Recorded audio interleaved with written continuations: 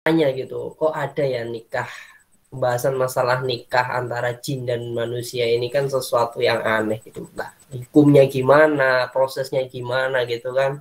Nanti nafkahnya kayak apa gitu. Terus nanti kalau ketemu orang ditanyai, suaminya mana Mbak?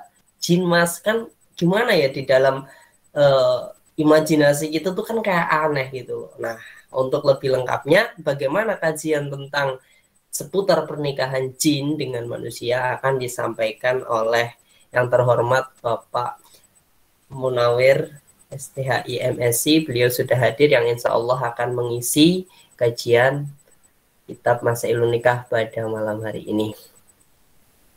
Sebelumnya saya perkenalkan dulu ya, saya di sini sebagai moderator yang sedang ditugasi. Saya dari 7 IAT atas nama Klawing Arjuna. Baru pertama kali ini moderatori kitab Masailun Nikah. Demikian tadi sekelumit mukadimah dari saya. Kita masuk kepada kajian yang akan disampaikan oleh Bapak Munawir. Kepadanya waktu dan tempat kami persilakan. Semoga Bapak.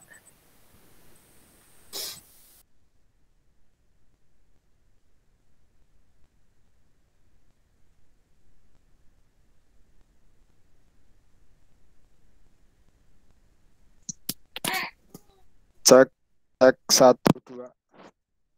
Jelas nggak Klaweng suaranya? Iya Pak. Iya Pak. Ya jelas. Kurang suara sedikit lagi. Tambah.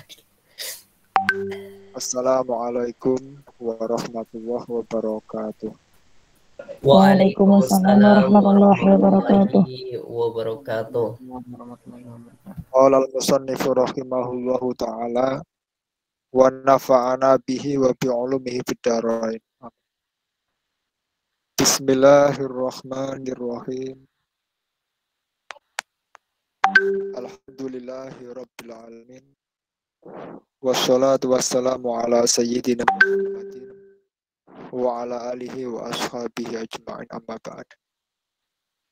Segenap kawan-kawan takmir Masjid Darun Najah UIN Saizu Purwokerto yang kita banggakan, segenap jamaah virtualiyun ngaji kitab Masailun Nikah yang saya hormati, terima kasih atas kebersamaannya menemani kawan-kawan takmir untuk selalu belajar bersama-sama. Dan pada malam hari ini kita sampai pada pembahasan yaitu nikah dengan sebangsa jin. Di kitab Masailun Nikah itu ini dibahas sedikit ya tentang itu. Jadi judulnya, pertanyaannya, hal yajuzu lil adami nikahul jinniyah wa aksuhu. Itu pertanyaannya. Apakah boleh bagi anak Adam, bagi manusia, menikah dengan bangsa jin atau sebaliknya? Sebaliknya itu berarti jin yang menikah. Kalau ini kan anak Adam itu maksudnya laki-laki menikah dengan jin perempuan, atau sebaliknya jin laki-laki menikah dengan manusia perempuan. Pertanyaannya, hal yajuzu, apakah boleh? Di kitab ini jawabnya na'am yajuzu. Na'am yajuzu lil adami nikahul jinniyah wa aksuhu. Iya, boleh bagi manusia laki-laki menikah dengan jin perempuan atau sebaliknya. Wa yajuzu wat'uha ala ma'tamadahu ar-ramli. Dan juga boleh bersetubuh, menyetubuhi jin perempuan yang menjadi istrinya tadi menurut apa yang dipegang oleh Imam Romli. Sekalipun pendapat Imam Romli ini khilafan libni Hajarin, menyelisihi pendapatnya Ibnu Hajar, dan wa aksaril mutaakhirin, menyelisih pendapat kebanyakan ulama-ulama kontemporer. Jadi yang membolehkan tadi salah satunya adalah Imam Romli. Bahkan tidak hanya sekedar menikah, tapi juga boleh berhubungan badan dengan pasangannya jin tadi. Oke, takbirnya dalam pendapatnya Imam Romli itu diterangkan bahwa wa yajuzu wad'uha, boleh menjima istrinya yang berupa jin perempuan, in ghalaba ala dhannihi anha zaujatahu, jika si manusia laki-laki ini meyakini bahwa jin perempuan yang ada di depannya itu adalah jin perempuan yang menjadi istrinya. Walau ala surati khimarin masalah, sekalipun jin perempuan yang menjadi istrinya itu dalam wujud keledai. Oh, namanya jin ya. Jadi dia boleh menjimak keledai kalau keledai ini adalah jin yang, jadi intinya menurut Imam Romli boleh menikah, boleh, dan karenanya berjimaknya juga boleh atau halal, sekalipun wujudnya itu nanti berubah-ubah. Maka di sini dikatakan seandainya jin tadi memang jadi seekor keledai atau kuda, kemudian si suami itu menggaulinya, maka itu juga boleh. Itu pendapatnya Imam Romli. Tapi kalau menurut pendapat Ibnu Hajar Al-Asqalani, wala yasihu nikahul jinniyah ka'aksihi. Kalau Ibnu Hajar berpendapat tidak boleh.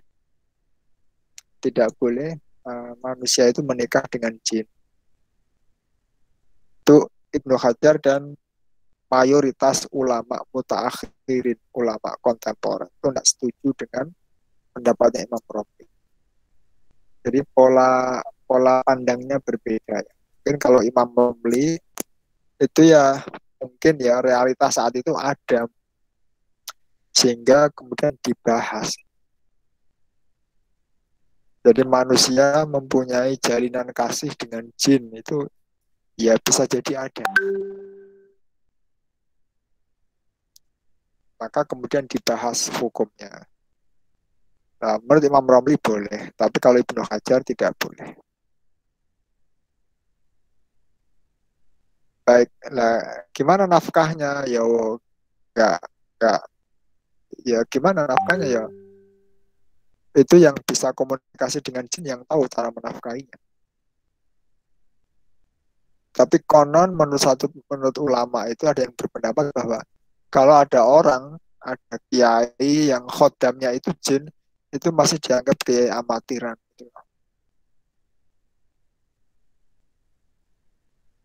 Oke, maka ya ini sekedar wacana saja bagi kita ya, karena ini dibahas di kitab ini, tidak kemudian menjadi ajaran itu yang sunnah gitu. Ini hanya wacana saja bahwa kalau itu terjadi itu ada yang membolehkan. Siapa? Imam Romli. Madhab Syafi'i itu Imam Romli. Oke, itu mengenai nikah dengan jin. Baik, sudah itu sebenarnya pembahasannya seperti itu. Sekarang kita masuk ke pembahasan berikutnya. Pembahasan berikutnya itu tentang mahram ya. Boleh tidak memadu atau memoligami, mengumpulkan dua perempuan antara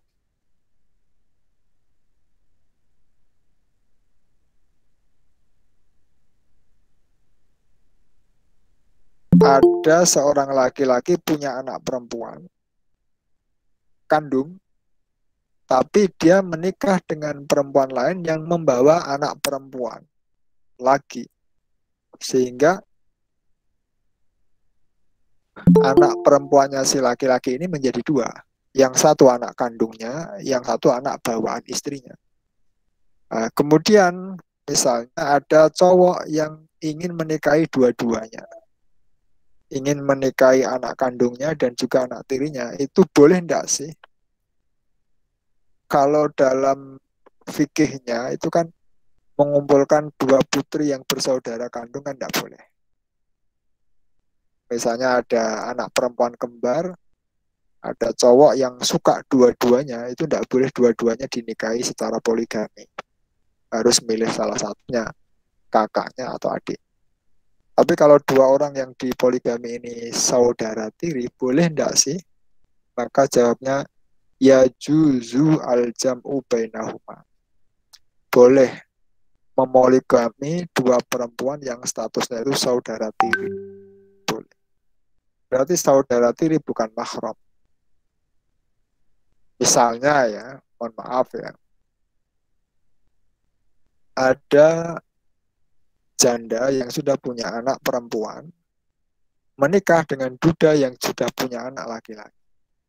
Maka nanti anak bawaan istri dengan anak bawaan suami itu tidak mahram, sekalipun mereka tinggal bersama kedua orang tuanya, bahkan dalam satu rumah.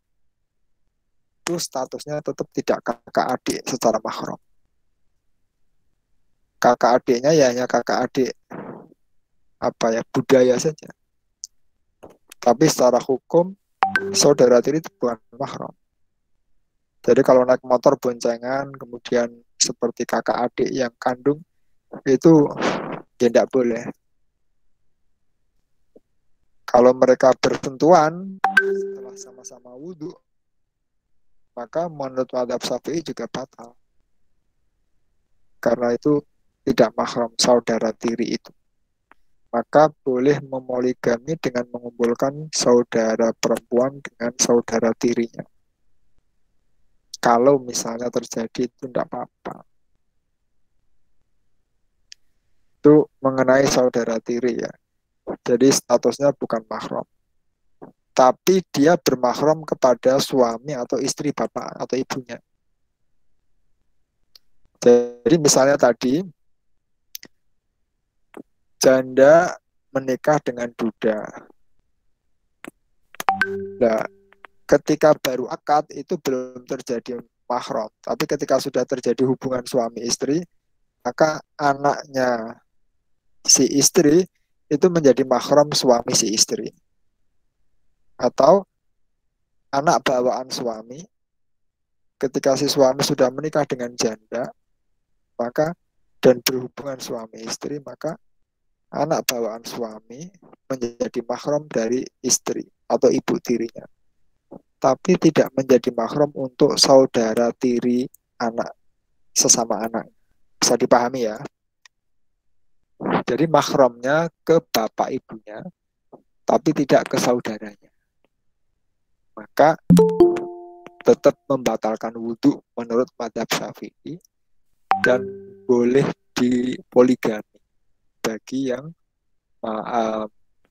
mau memoligami antara saudara anak perempuan dengan saudara tirinya. Oke, mudah-mudahan bisa dipahami ya. Sekali lagi, kemahramannya ke orang tua tirinya, tapi tidak ke saudara tirinya. Oke. Kemudian bab berikutnya ini tentang kasus ini ya, mohon maaf ya. Jadi begini, tentang khusus. Pertanyaannya begini, lau arada azawju, seandainya seorang zauj menginginkan tamattu. Tamattu itu bersuka-suka atau menikmati atau bersenang-senang dengan pasangannya gitu ya.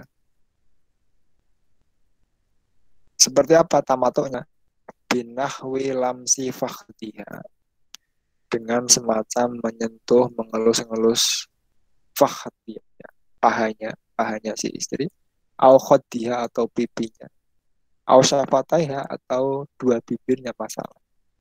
Jadi tamatoknya seperti suami pengen kemudian melakukan mohon maaf tadi pegang-pegang paha, terus pipi, bibir gitu. Tapi istrinya famanaathu, istrinya itu menolak menolak eh,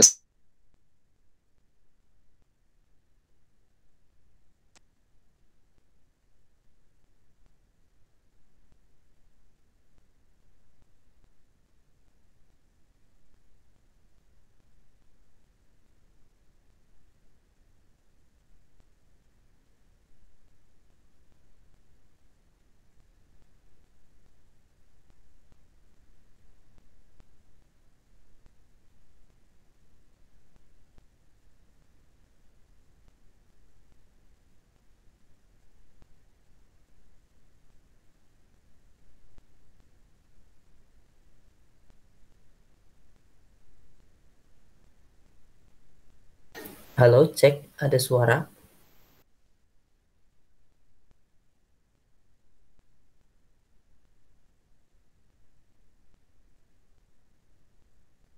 Oke, kita tunggu ya, kita tunggu sebentar.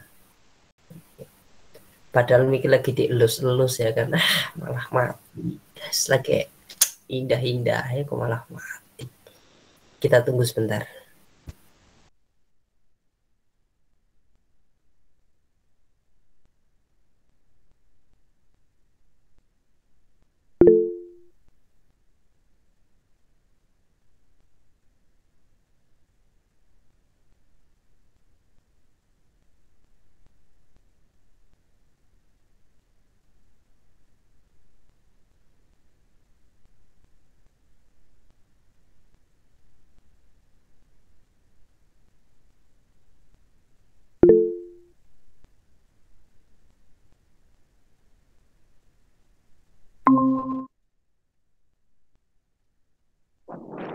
cek cek 1 2 3.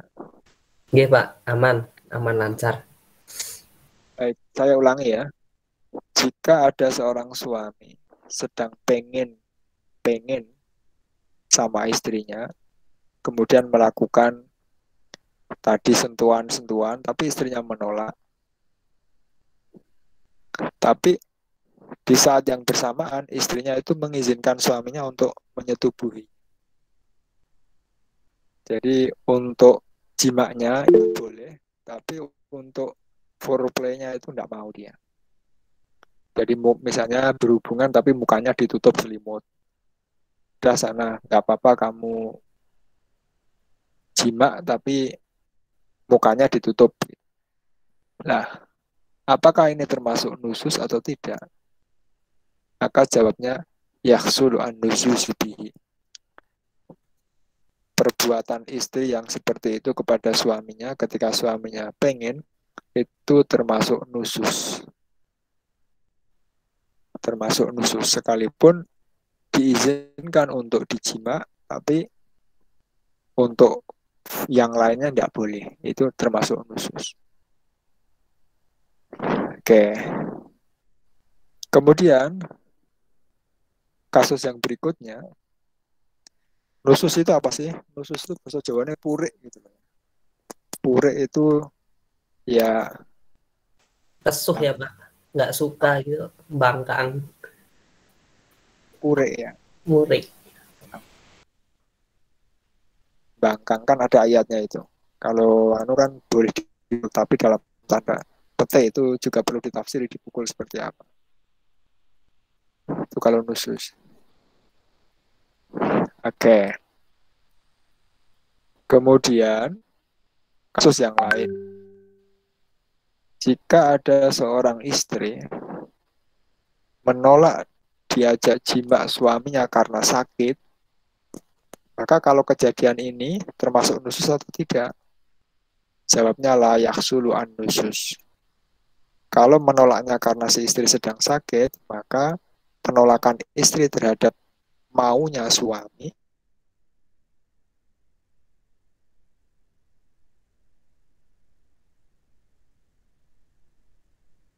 nolaknya itu ada udur, li udrin. Kalau yang pertama tadi tidak ada udur, pokoknya tidak mau, tidak suka gitu. Itu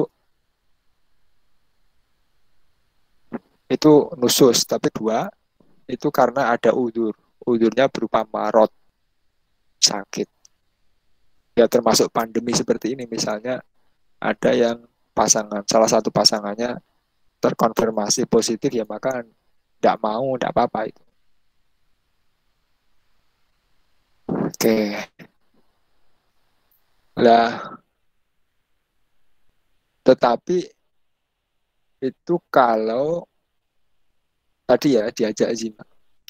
Tapi kalau sekalipun sakit, tapi kalau masih memungkinkan untuk, mohon maaf, misalnya dipegang, itu ya enggak apa-apa, boleh.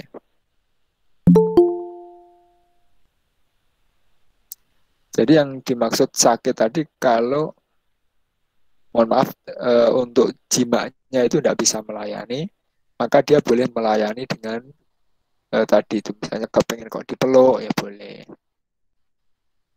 Jadi sisi yang bisa itu boleh, tapi yang tidak bisa kayak jima, itu dia menolak, maka itu tidak termasuk nusus. Kenapa? Karena ada udzur syar'i.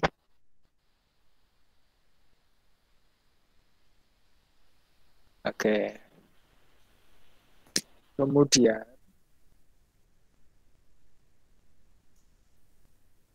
jika ada seorang istri menyakiti suaminya dengan ucapan, dengan kata-kata, apakah perkataan istri yang menyakiti hati suami itu termasuk nusus atau tidak? Jawabnya la minan nusus.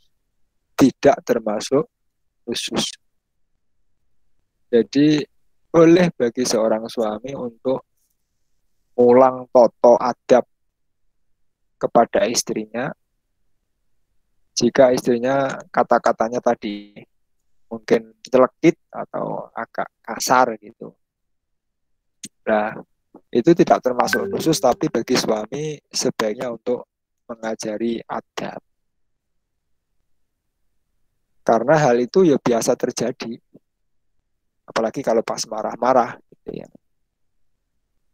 Maka itu nggak disebut dengan, nggak masuk kategori nusus. Misalnya suaminya nggak kerja, ya wajar kan seorang istri suaminya nganggur di rumah, sementara kebutuhan di depan mata ya mungkin keluar kata-kata kasar atau keras, itu tidak termasuk nusus. Oke. Tetapi bagi suami dianjurkan untuk takdim.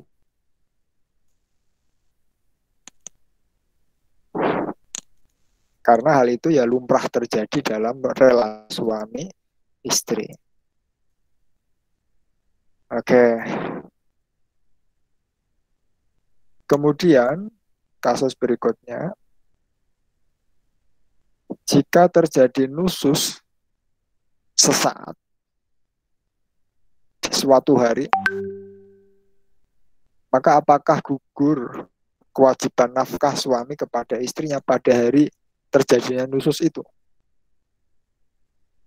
Jawab na'am taskutu nafaqatu dzalikal yaum.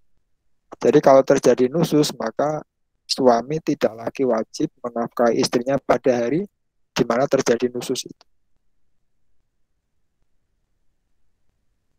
Itu konsekuensi kalau terjadi nusus. Kayak tadi itu, diajak tapi menolak padahal dia nggak punya udzur.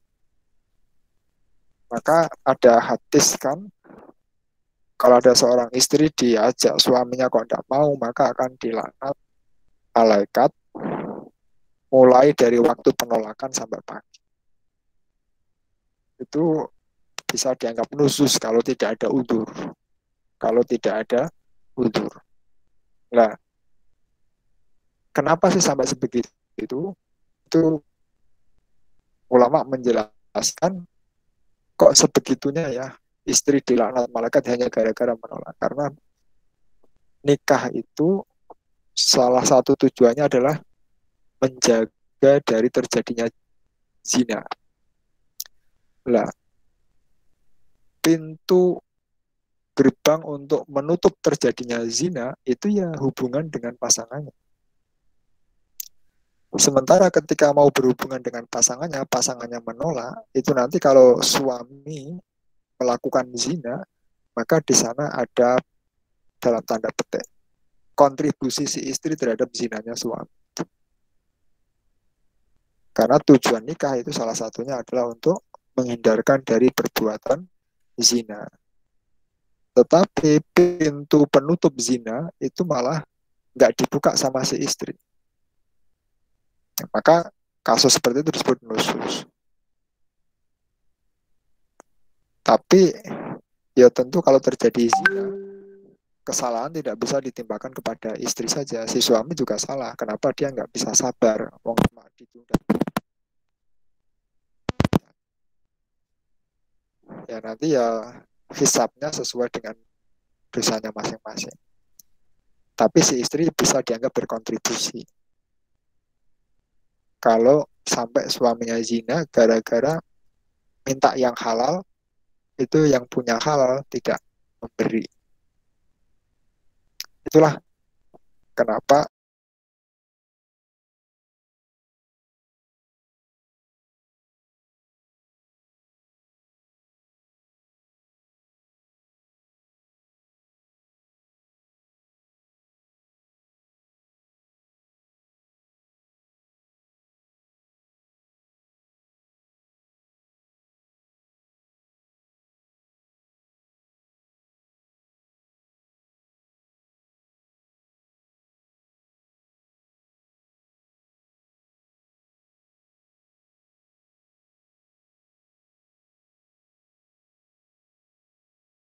beberapa kasus yang dibahas di kitab ini, yang pertama adalah kemahroman tadi, bahwa saudara tiri itu tidak mahram, berarti membatalkan wudhu. Kemahromannya hanya kepada orang tua tirinya, tapi tidak kepada saudara tirinya. Kemudian yang kedua, nikah dengan jin, itu menurut Imam Romli, Ibnu Hajar tidak boleh. Kemudian yang berikutnya tentang masalah nusus tadi. Tentang masalah nusus. Lah, oke. Kalau kita pakai perspektif mubadalah, nusus itu juga bisa dilakukan oleh si cowok. Jadi kalau istrinya pengen, suaminya nggak mau, itu ya bisa sama. Misalnya kelawing, malam pertama istrinya nunggu di kamar, malah kelawing asik-asik nonton Piala Champion. Itu ya kelawingnya yang orang mungkin orang mungkin. malah nonton Champion gara-gara Juventus jagonya final. Istrinya ditelantarkan, itu bisa terjadi. Artinya potensi nusus itu tidak hanya terjadi di istri, si suami juga bisa melakukan itu. Itu kalau perspektif mubadalah. Jadi kalau misalnya tadi suami ngajak kok istrinya nolak, dilaknat malaikat, maka juga berlaku sebaliknya. Istrinya ngajak kok suaminya malah main catur nih, itu ya bisa dilaknat juga sisi itu oleh malaikat. Oke, wallahu a'lam bishawab. Silakan moderator Lawin. Ya, alhamdulillah demikian tadi pemaparan dari Bapak Munawir tentang yang pertama itu nikah beda bangsa ya, bangsa manusia dengan bangsa jin. Terus yang kedua tentang pengumpulan pernikahan antara saudari tiri gitu ya. Jadi hukumnya itu enggak mahram, jadi mahramnya itu sama ayahnya bukan sama anaknya. Terus yang ketiga tentang nusus tadi, pembangkangan atau apa ya, muring-muring lah, kalau kita ngomong itu muring-muring.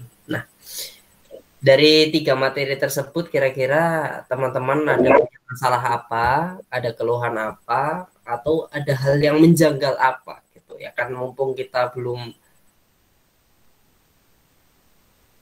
pada nikah ini kan, kita bisa nganalisa oh kira-kira masalah yang bakal terjadi kayak gini gitu. Jadi kira-kira ini gimana hukumnya? Silakan Bisa bertanya langsung, membuka kamera, atau on cam, atau lewat chat, langsung aja menanyakan di sini. Silahkan. Ya, silahkan. Dari IAIN Pekalongan juga ada ini, silahkan. Barangkali mau bertanya. Jauh kan dari IAIN Pekalongan. Ya, teman-teman sekalian, silahkan.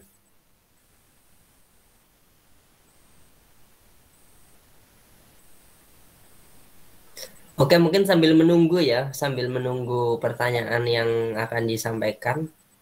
Ini saya sedikit cerita ya Pak, sambil nunggu teman-teman yang bertanya. Ya, silakan nanti yang mau bertanya, silakan langsung on cam aja atau bisa japri lewat WA, lewat grup chat. Saya menemukan suatu kasus Pak, di mana ada seorang istri itu minta cerai gitu, gara-gara si suaminya itu ngajak main ya, ngajak hubungan itu dalam satu hari itu sampai 10 kali gitu. Bahkan dikatakan jedanya itu hanya waktu sholat gitu. Udah sholat, lanjut terus, gasken gitu kan. Itu tuh gimana? Jadi hukumnya gimana? Terus perspektif yang benar itu gimana? Itu satu kasus yang saya kira itu masih bingung sih. Tapi udah ada Itu masuk pertanyaan. Pripun, Pak? nyata, nyata apa enggak itu? Oh, nyata, Pak, kan diundang di Hotman Paru. Ya Allah. Ya nyata itu Pak. Katanya gitu sih, minta cerai gara-gara suaminya ngajak hubungan sampai lebih dari 10 kali dalam sehari. Jadi kayak nggak kuat gitu. Jadi ya udah minta cerai aja gitu. Baik. Ya. Tapi ini Kalau sebelum menjawab pertanyaan saya tadi ya Pak. Ya Allah, ini ada yang masuk dari Anita Al-Aziz ini. Izin bertanya Pak, apakah alasan Imam Romli membolehkan pernikahan bangsa jin dengan bangsa manusia? Kira-kira ada pemikiran apa dari Imam Romli sehingga membolehkan?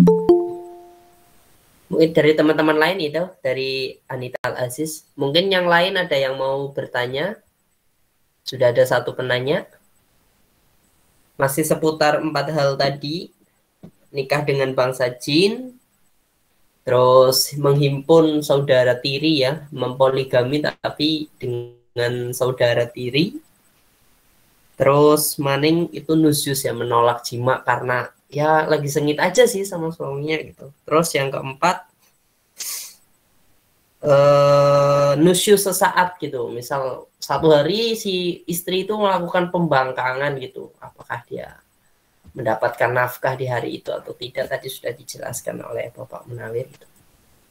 Kemudian mungkin ada hal-hal yang masih menjanggal gitu. Kira-kira kalau kasus seperti ini gimana, atau masalah ini seperti apa gitu. Atau teman-teman sendiri punya masalah terhadap kasus-kasus yang sudah disampaikan, silahkan dipertanyakan. Silahkan. Oh, belum ada, oke. Lewat room chat nanti ya. Ini Bapak sudah ada satu pertanyaan dari Anita Al-Aziz tadi. Kenapa Imam Romli itu membolehkan menikah antara bangsa jin dengan bangsa manusia? Ya mungkin sedikit permasalahan dari saya juga itu, gimana orang wanita yang menolak jima sampai 10 kali terus minta cerai gitu. Monggo Bapak, mungkin ada dua dulu yang ditanyakan. Terima kasih. Oke. Yang kasus yang mana dulu yang dikomentari? Yang wajib dulu, ini yang wajibkan dari pesertanya. Jadi kenapa Imam Romli membolehkan menikahi bangsa jin atau bangsa jin menikahi Anita, menikahi manusia?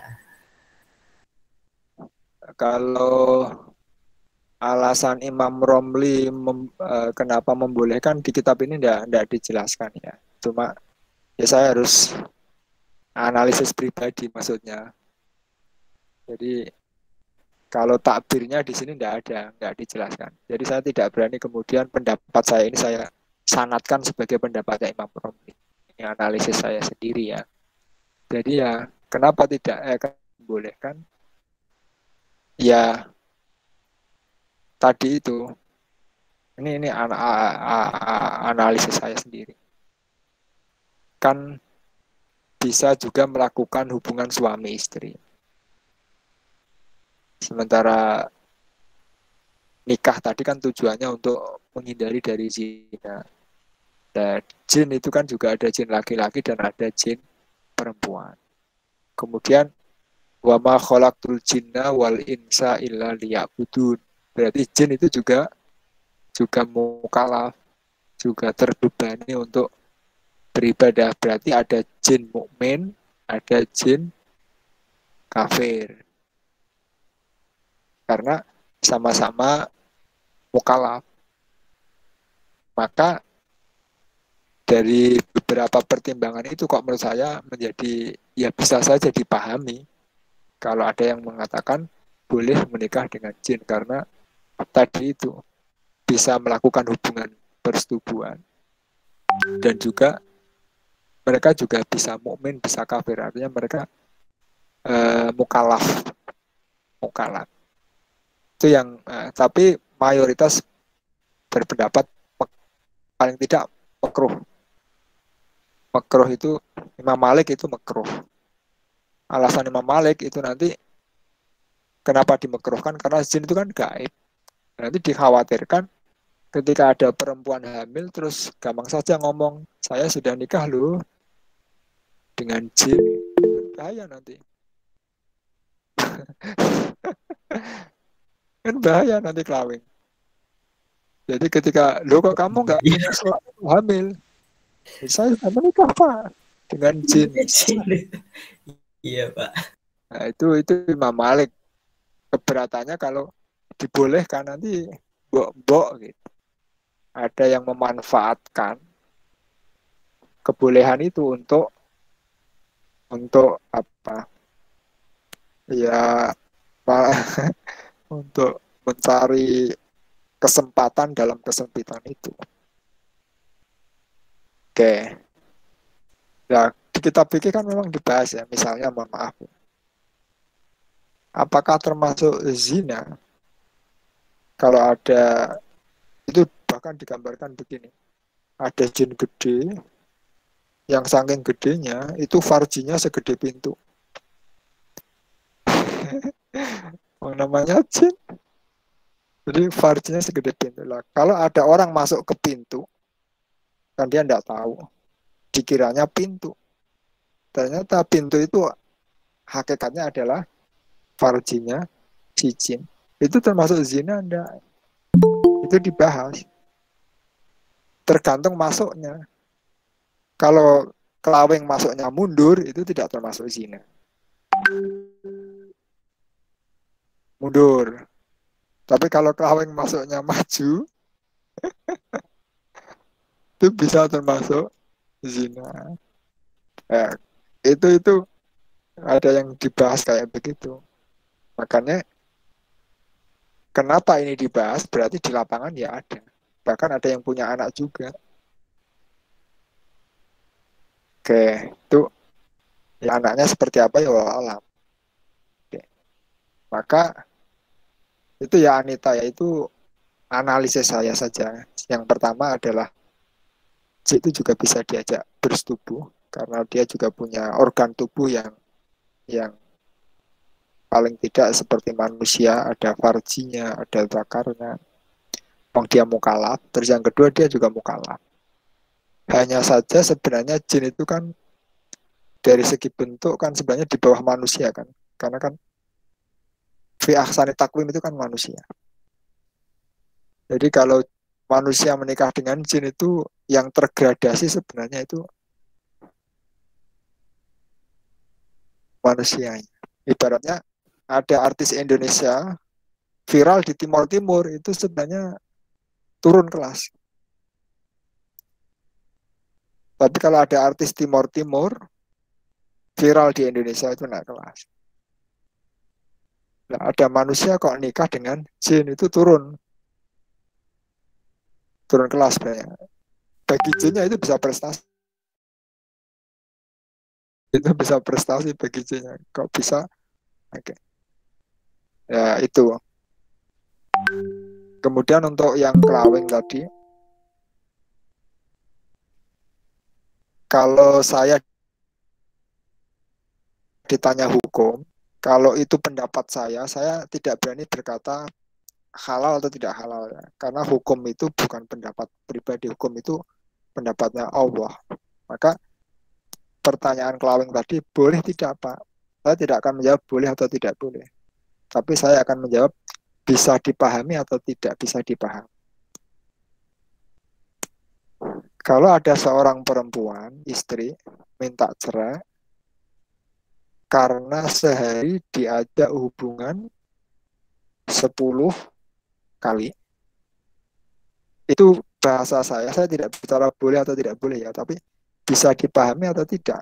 Sikap ini bagi saya bisa dipahami. Ingat ya, perempuan itu sekalipun sudah menjadi istri, dia tetap punya hak tubuh atas dirinya. Jadi jangan sampai hanya gara-gara qabil tu nikah terus hak tubuhnya itu tidak dipedulikan sama sekali. Coba sehari 10 kali. Itu kira-kira loh, mohon maaf loh. Nanti kalau sebulan bisa kayak apa organ tubuhnya? Kelawing. Itu Pak, cecel, iritasi, apa ya? Ya kayak nggak elastis lagi mungkin, ya Allah. 300 kali berarti Pak. Sepatu saja yang awalnya itu kelihatan sempit, iya. pakai seminggu saja sudah longgar. Lah ini 10 hari sekali. Iya. Maka nanti nggak sempit lagi ya Pak. Nah, maka perempuan itu sekalipun sudah menikah, dia tetap punya hak tubuh atas diri. Dia harus menjaga hak reproduksinya. Termasuk ketika kelawing menikah, kepengen punya anak 10, itu enggak bisa. Kalau istrinya enggak ini. Karena yang punya tubuh untuk hamil itu istrinya. Kelawing enggak boleh memaksa. Kan kamu istriku. Kalau aku mau anak 25 ya kamu harus. Ya enggak bisa. Jadi bagi si perempuan tadi, saya tidak menggunakan kata boleh dan tidak boleh ya, tapi bisa dimaklumi, bisa dipahami. Karena dia punya hak milik tubuh untuk dirinya tadi. Terus contoh yang lain. Misalnya mohon maaf ya. Si suami lagi habis ini motong-motong cabai. Terus nggak cuci tangan, langsung ngajak hubungan sama istri. Ya istrinya boleh dong. Soalnya nanti kalau kan bisa dan seterusnya itu. Jadi intinya kawan-kawan yang perempuan, Anda tetap punya hak untuk melindungi tubuh Anda sekalipun itu dari suaminya kalau suaminya itu dalam tanda petik tidak normal.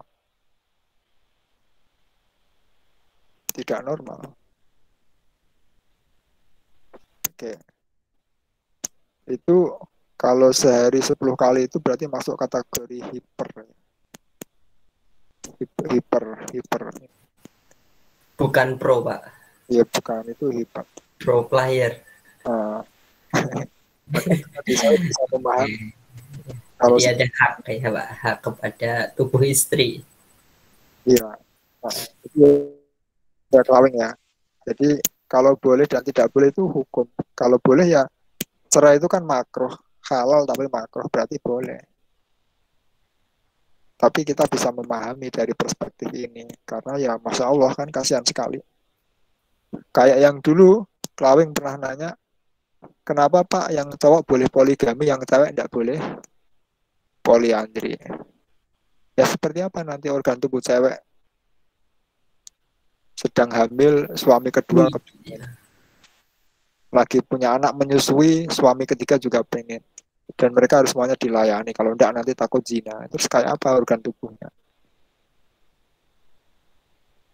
Nah, seperti ini. Ini juga harus diperhatikan untuk para calon suami bahwa istri Anda Sekalipun sudah halal bagi Anda, tapi dia juga berhak untuk melindungi dirinya dari kecelakaan-kecelakaan akibat ulah suami yang apa tadi itu, yang tidak normal gampangnya. Oke. Ya, baik. Terus apa lagi, Klaweng? Ya, ada satu pertanyaan lagi nih Pak dari Endah Maulidah. Kaitannya dengan mahram, sepupu itu sebenarnya mahram atau bukan gitu? Apakah boleh bersentuhan dan gimana hukumnya nikah dengan sepupu kayak gitu Pak? Enggak, Sepupu itu kayak apa misalnya, Klaweng? nggak tahu Pak, saya nggak tahu sepupu siapa. Keponakan ya. Ya mungkin keponakan Pak. Jadi om dengan anaknya kakak gitu ya. Ya, Itu mahram. mahram. Tapi kalau anaknya kita menikah dengan anaknya kakak itu tidak mahram. Jadi misalnya Klaweng punya kakak, berarti anaknya Klaweng manggil kakaknya kan Pak D, ya kan? Nah, Klaweng itu boleh besanan dengan kakaknya. Jadi nanti sama-sama ini apa anaknya Klaweng menikah dengan anaknya kakak. Tapi kemarin kan sudah kita bahas ya. Salah satu hikmah kenapa sih tidak boleh menikah dengan mahram itu kan yang pertama dikhawatirkan kualitas keturunannya tidak bagus. Jadi kualitas keturunan itu tidak bagus. Bahkan ini tidak hanya terjadi di manusia. Di ayam itu konon juga bisa. Jadi ayam yang bertelur, terus telurnya itu nanti netas, itu nanti kalau yang jantan itu menyetubui saudaranya yang betina, itu juga tidak bagus. Bagusnya itu silang. Keturunan ayam A nih kawin dengan keturunan ayam B. Dan manusia juga sama. Terus yang kedua, nikah dengan saudara kayak Klaweng tadi, besanan dengan kakaknya. Dan nanti kalau terjadi perceraian itu bisa bubrah hubungan keluarga besar itu. Ya, dikhawatirkan begitu, wong namanya nikah itu pasti ada potensi cerai.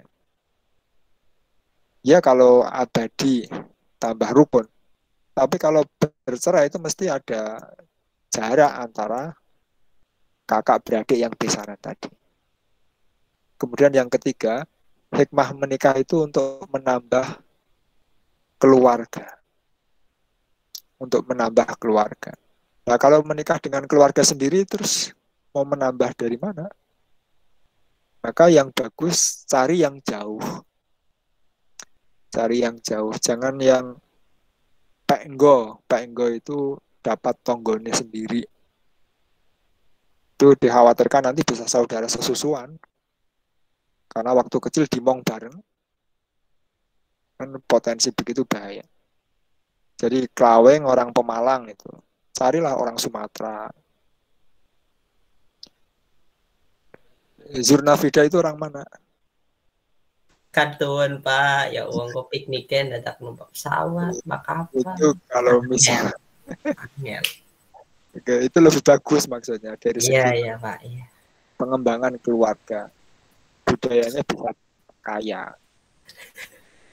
Tapi kalau sesama, apalagi kayak judul lagu 5 langkah dari rumah itu enggak direkomendasikan sebenarnya. Pacar 5 langkah. Iya, itu ya. Jadi saudara sepupu kalau tadi maksudnya adalah om dengan keponakan itu mahram dan tidak boleh dinikahi. Oke, silahkan Kaweng. Ya, begitu tadi ya Mbak Anita, terus sama Mbak Endah gitu. Jadi ya saya juga teringat sama kasusnya Nabi Adam ini ya, kasus maning ceritanya Nabi Adam.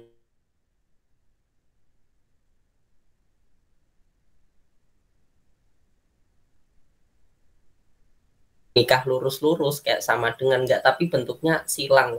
Itu tujuannya tadi itu yang seperti disampaikan oleh Bapak Munawir, biar enggak ada apa sih kecacatan dalam genetika kayak gitu. Jadi memang apa ya,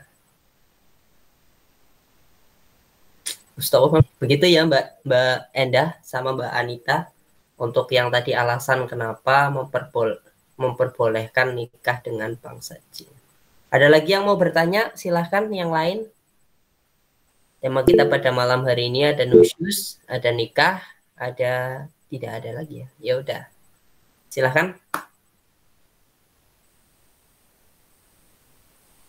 Oh baik, terima kasih. Darinya. Ada lagi? Oke. Kita sampai jam 9.15 biasanya. Iya, sampai jam 9.15. Mungkin teman-teman ada yang mau menyampaikan tentang nusyus, tentang apa sih kayak saudara persilangan gitu, atau gimana?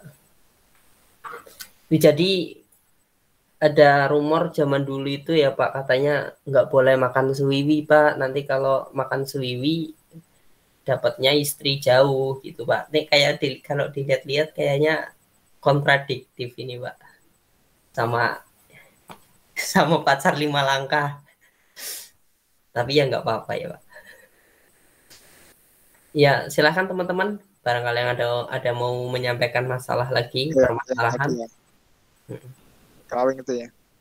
Ya, itu ya namanya mitos itu apa ya istilahnya di masyarakat tuh. Kalau perempuan makan ayamnya mangkok, itu kan tidak boleh. Kenapa? Nanti jodohnya lama, karena mangkok itu kan dalam. Kayak gini ya, ya mangkok. Ya. Jadi yang bagus ajangnya itu yang lepek, biar jodohnya itu cepat. Jadi contohnya kayak gini ya Pak ya.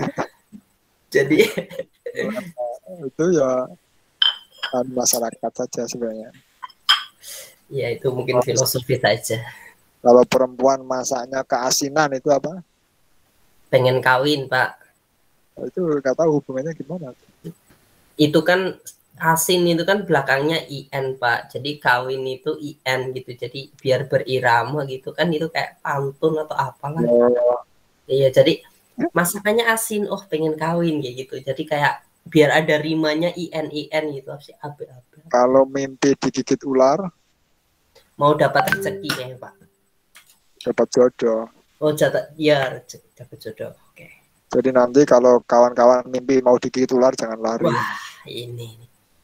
Jangan lari. Iya, nggak apa-apa, gigit saja gitu ya Pak. Silakan, saya rela kok. Gitu. Masalahnya di mimpi itu nggak sadar, ya mesti lari. Hanya ini aja ya, kan? Semacam gugon Tuhan saja. Gugon Tuhan ya apa? Ya. Oh ini ada satu ini Pak, ada satu pertanyaan masuk dari Mas Mutolib ini, Mas Mutolib yang on cam ya Mas. Izin bertanya Pak, tadi disebutkan orang tua tiri itu mahram. Apabila orang tua tirinya bercerai, apakah masih tetap mahram atau tidak mahram lagi Pak gitu. Jadi orang tua tiri mahram terus cerai gitu Pak. Lah itu sama anaknya itu mahram atau apa masih tetap mahram atau tidak kayak gitu Pak. Monggo. Jadi mahram itu kan sebabnya ada 4 paling tidak ya. Bisa mahram karena nasab keturunan. Bisa mahram karena saudara sesusuan, rodoah. Bisa mahram karena musoharoh. Musoharoh itu karena pernikahan. Nah, yang kasus bapak tiri dengan anak tiri tadi itu kan kasusnya mahram tapi bukan nasab, tapi mahram karena pernikahan. Berarti kalau pernikahannya sudah bubar ya sudah. Kalau pernikahannya sudah bubar ya sudah tidak berlaku lagi karena kemahramannya masuk kategori sebab pernikahan. Tapi kalau kemahraman yang sesusuan sama nasab itu tidak bisa hilang. itu berlaku selama-lamanya. Itu kalau kita bicara mahram ya. Jadi yang mahram abadi itu ya mahram nasab, maka tidak ada saudara abadi. Kayak misalnya begini ya, maaf ya. Kan kalau terjadi pertengkaran antara ibu dengan anak, itu suami bela siapa? Bela yang benar. Oke, Saya itu bingung, Pak, kalau di ada sini. ulama yang berprinsip bela anak. Bela anak. Karena kalau istri itu kemungkinan kalau sudah cerai itu sudah nggak siapa-siapa lagi. Tapi kalau anak itu tidak akan jadi mantan, dia akan selamanya jadi anak. Tapi kalau istri sudah cerai dia jadi orang lain. Maka yang dimenangkan anaknya. Kenapa? Karena anak ini hubungannya darah. Tapi kalau istri itu hubungannya pernikahan. Nah, yang hubungan pernikahan itu bisa bubar kalau nikahnya bubar.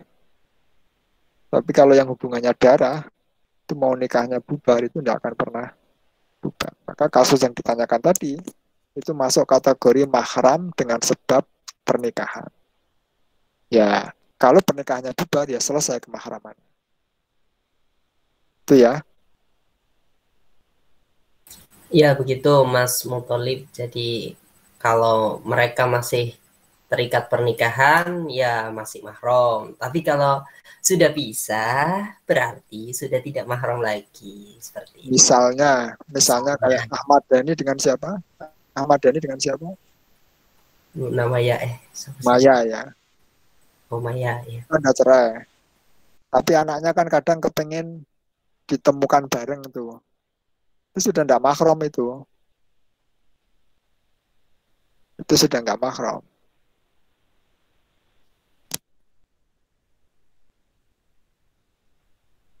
Ya, karena udah cerai. Tapi kalau anaknya masih, karena anaknya itu darah, bukan karena pernikahan. Oke, kalau masih ada satu lagi, monggo. Ya, silahkan, ini masih ada waktu 2 menit. Silahkan bertanya. Oh, ini ada masuk dari Mas Ahmad Siroj Muslihuddin. Anak bontot na pemburine. Izin bertanya, Pak, kalau boleh tahu gimana semisal ada manusia dengan nikah dengan jin, tata caranya? Oh, tata caranya. Sangeli, aku nangeli. Jine be orang genah kok nikah, ada tata caranya. Ya, monggo Pak, ini ada pertanyaan unik ini. Rukun-rukunnya, Ya, rukun-rukun jin. Ya Allah. rukun-rukun syariatnya. Kan jinnya tadi ada yang muslim. Berarti ya ada wali, ada saksi, ada mahar, dan ada akad. Jadi kalau cowoknya manusia, ceweknya jin, berarti ya walinya dari jin sana. Maharnya ya terserah yang disukai sana. Oke. Jadi nikahnya nggak boleh nggak nikah. Kalau nggak nikah ya zina. Kalau nggak nikahnya nggak sah ya zina.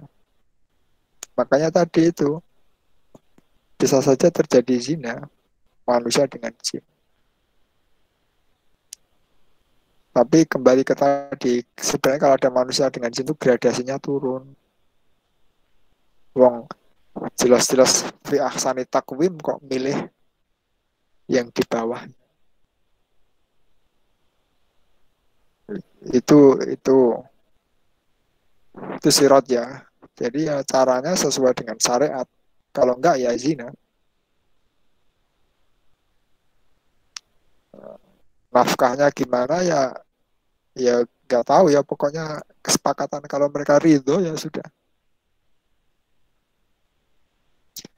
Oke, tapi biasanya kan khodam ya. Makanya kayak begini ya. Eh, se se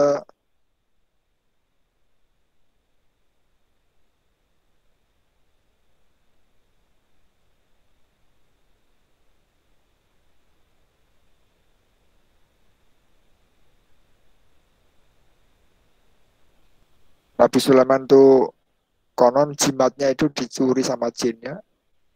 Akhirnya jinnya berubah jadi Nabi Sulaiman. Orang-orang percayanya kepada jinnya ini. Yang Nabi Sulaiman asli Sulaiman itu malah nggak dipercayai karena nggak bawa jimatnya tadi. Lah itu. Jadi sebisa percayanya jin itu ada potensi untuk menelikung karena mereka memang di bawah manusia gradasi levelnya. Kan ada cerita itu Pak Kiai pergi ngaji punya khodam jin, pamit sama istrinya, Bu, Bapak pergi pengajian. Tuh baru bapaknya keluar tiba-tiba pulang lagi. Ternyata yang pulang itu khodamnya, jinnya, yang menyerupai bapaknya. Ditanya ibunya, kok nggak jadi pengajian Pak? Nggak jadi Bu, acaranya dibatalkan. Sudah kita tidur bareng. Yang tidur bareng itu siapa? Khodamnya tadi, yang menyerupai. Ya itulah. Jadi kalau punya khodam jin sebisa dipercayainya itu masih ada potensi besar untuk kayak begitu itu. Untuk khianat. Makanya harus hati-hati memang. Dia bisa berubah-ubah. Kalau istrinya nggak bisa mendeteksi kan bisa salah orang tadi. Dikira suaminya ternyata khodamnya yang membo-membo jadi suami. Kan kasihan istrinya. Maka kebanyakan ulama itu berpendapat tidak boleh atau memakruh. Jadi tidak usah punya cita-cita ya pacaran dengan jin. Sekalipun kelihatannya cantik gitu ya, tapi wujud aslinya itu nggak seperti itu. Wujud aslinya itu nggak seperti itu. Oke, ya maka yang bagus memang pernikahan itu manusia dengan manusia. Jadi sama-sama manusia. Terus yang kedua sama-sama hidup. Nggak boleh yang satu hidup satu mati. Kemudian yang ketiga adalah calon suami harus laki-laki dan calon istri harus perempuan. Tidak boleh calon suami laki-laki dan calon istri juga laki-laki, itu tidak boleh. Atau calon istri perempuan dan calon suami juga perempuan, itu juga tidak boleh. Jadi sama-sama manusia, sama-sama hidup, calon suami harus laki-laki dan calon istri harus perempuan. Itu yang lumrah begitu, atau yang benar gitu begitu. Oke, gitu ya Kelaweng ya. Silahkan. Ya Pak.